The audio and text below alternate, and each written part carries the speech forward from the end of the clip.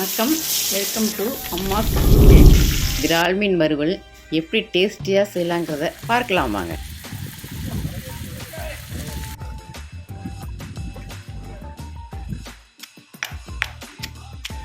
அரை table spoon மஞ்சள் தூள் போட்டுக்கலாம். 2 டேபிள் ஸ்பூன் தனி மிளகாய் தூள் போட்டுக்கலாம். 1.5 டேபிள் ஸ்பூன் சோம்புத்தூள் போட்டுக்கலாம். அரை டேபிள் ஸ்பூன் மிளகுத்தூள் போட்டுக்கலாம். தட்டி வச்சு நாட்டு வெங்காயத்தையும் மீனோட சேர்த்துக்கலாம். தேவையான அளவு சால்ட் சேர்த்துட்டு பிசறி விட்டுக்கலாம்.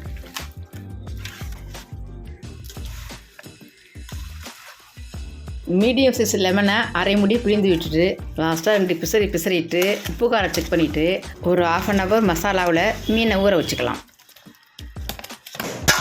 1/2 ஹவர் ஆனதும் அடுப்பில் சட்டியை வச்சு தேவையான அளவு கடலெண்ணெய் ஊற்றிக்கலாம். அதோட தேங்காய் எண்ணெய் கொஞ்சம் சேர்த்துக்கலாம். எண்ணெய் சூடேறியதும் மீனை போட்டு எடுத்துக்கலாம்.